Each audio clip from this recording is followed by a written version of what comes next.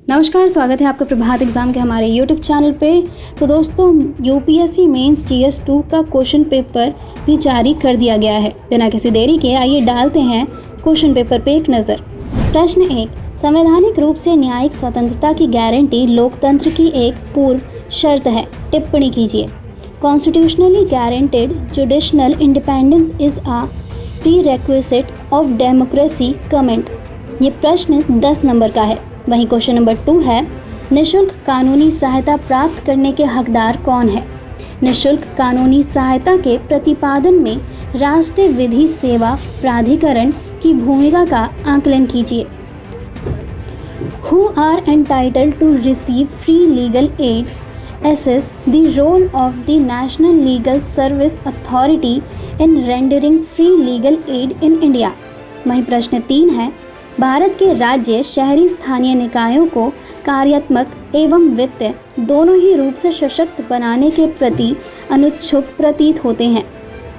टिप्पणी कीजिए। The states in India seem reluctant to empower urban local bodies both functionally as well as financially. Comment. वहीं प्रश्न 4 है, संसदीय संप्रभुता के प्रति ब्रिटिश एवं भारतीय दृष्टिकोणों की तुलना करें और अंतर बताएं। Compare and contrast the British and Indian approaches to parliamentary sovereignty. वहीं प्रश्न 5 है, विधायी कार्यों के संचालन में व्यवस्था एवं निष्पक्षता बनाए रखने में और सर्वोत्तम लोकतांत्रिक परंपराओं को सुगम बनाने में राज्य विधायिकाओं के पीठासीन अधिकारियों की भूमिका की विवेचना कीजिए। Discuss the role of presiding officer of state legislatures in maintaining order and impartiality in conducting legislative work and in facilitating best democrats parties. वहीं 6th क्वेश्चन है, मानव संसाधन विकास पर पर्याप्त ध्यान नहीं दिया जाना भारत की विकास प्रक्रिया का एक कठोर पक्ष रहा है। ऐसे उपाय सुझाएं जो इस अपर्याप्तता को दूर कर सके। The crucial aspect of development process has been the inadequate attention paid to human resources development in India. Suggest measures that can address this inadequacy। वहीं प्रश्न 7 है, भारत में बहुराष्ट्रीय निगमों के द्वारा प्रभावशाली स्थिति के दुरुपयोग को रोकने में भारत के प्रतिस्पर्धा आयोग की भूमिका पर चर्चा कीजिए। हाल के निर्णयों का संदर्भ लें। Discuss the role of the competition commission of India in containing the abuse of dominate position by the multinational corporation in India. Refer to the recent decision. वहीं प्रश्न 8 है, अभिशासन के एक महत्वपूर्ण उपकरण के रूप में ई शासन ने सरकारों में प्रभावशालिता, पारदर्शिता और जवाबदेहिता का आगाज कर दिया है। कौन सी अपर्याप्तताएं इन विशेषताओं की अभिवृद्धि में बाधा बनती है? E governance as a critical tool of governance has ushered in effectiveness, transparency and accountability in governments.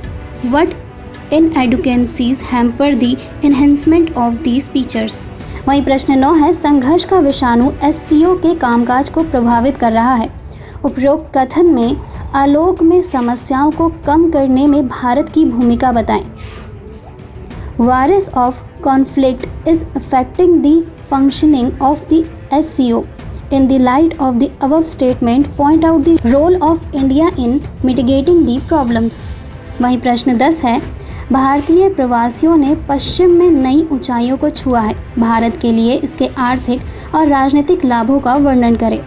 Indian diaspora has scaled new heights in the west. Describe its economic and political benefits for India.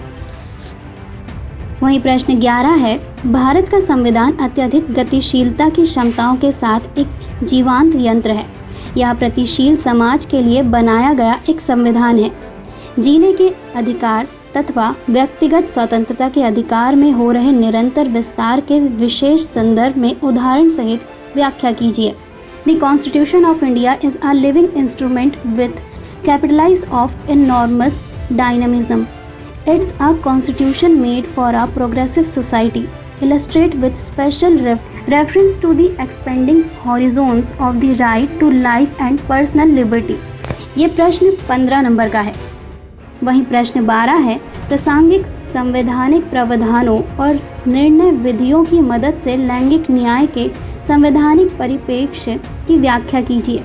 Explain the constitutional perspective of gender justice with the help of relevant constitutional provision and case laws। वहीं प्रश्न 13 है, संघीय सरकारों द्वारा 1990 के दशक में मध्य से अनुच्छेद 356 के उपयोग की कम आवृत्ति के लिए जिम्मेदार विधिक एवं राजनीतिक कारकों का विवरण प्रस्तुत कीजिए। Account for the legal and political factors responsible for the reduced frequency of using Article 356 by the Union government since mid-1990s। वहीं प्रश्न 14 है, भारत में राज्य विधायिकाओं में महिलाओं की प्रभावी एवं सार्थक भागीदारी और प्रतिनिधित्व के लिए नागरिक समाज समूहों के योगदान पर विचार कीजिए। Discuss the contribution of civil society group for women's effective and meaningful participation and representation in the state legislature in India। वहीं प्रश्न 15 है, 101वें संविधान संशोधन अधिनियम का महत्व समझाएं। यह किस हद तक संघवाद के समावेशी भावना को दर्शाता है। Explain the significance of the 101st Constitutional Amendment Act, to what extent does it reflect the accommodative spirit of federalism। वहीं प्रश्न 16 है, संसदीय समिति प्रणाली की संरचना को समझाएं। भारतीय संसद के स्थानीकरण में वित्तीय समितियों ने कहाँ तक मदद की। Explain the structure of the parliamentary committee system, how far have the financial committees helped in the institutionalization of Indian Parliament। वहीं प्रश्न 17 है, वंचितों के विकास और कल्याण की योजनाएं अपनी प्रकृति से ही दृष्टिकोण में भेदभाव करने वाली होती है। क्या आप सहमत हैं? अपने उत्तर के पक्ष में कारण दीजिए। Development and welfare scheme for the venerable bye it's nature and discrimination in approach, do you agree? Give reason for your answer. वहीं प्रश्न 18 है, विभिन्न क्षेत्रों में मानव संसाधनों की आपूर्ति में वृद्धि करने में कौशल विकास कार्यक्रमों ने सफलता अर्जित की है। इस कथन के संदर्भ में शिक्षा, कौशल और रोजगार के मध्य संयोजन का विश्लेषण कीजिए। Skill development programs has succeeded in increasing human resources supply to various sectors. In the context of this statement, analysis the linkages between education, skill and employment। वहीं प्रश्न 19 है, नोटा का विस्तार एवं सुदृढ़ीकरण और एक मजबूत अमेरिका यूरोप रणनीति साझेदारी भारत के लिए अच्छा काम करती है। इस कथन के बारे में आपकी क्या राय है? अपने उत्तर के समर्थन में कारण और उदाहरण दीजिए। The expansion and strengthening of NATO and a strong US-Europe strategic partnership works well for India. What is your opinion about this statement? Give reasons and examples to support your answer। वहीं इस question paper का आखिरी और 20वां प्रश्न है, समुद्र ब्रह्मांड का एक महत्वपूर्ण घटक है। उपरोक्त कथन के आलोक में पर्यावरण रक्षण और समुद्री रक्षा एवं सुरक्षा को बढ़ाने में IMO की भूमिका पर चर्चा करें। Sea is an important component of the cosmos। Discuss in the light of the above statement the role of the IMO in protecting environment and enhancing maritime safety and security। तो दोस्तों, ये था UPSC mains GS 2 का question paper. अगर आपको हमारा video पसंद आया हो तो इसे अपने दोस्तों के साथ ज़रूर शेयर करें, और अगर आपके पास हमारे लिए कोई भी सवाल हो तो उसे कमेंट पे लिख के हमें ज़रूर बताएं। जल्द ही आपसे फिर मुलाकात होगी एक नई वीडियो पे एक नए टॉपिक के साथ। तब तक के लिए नमस्कार।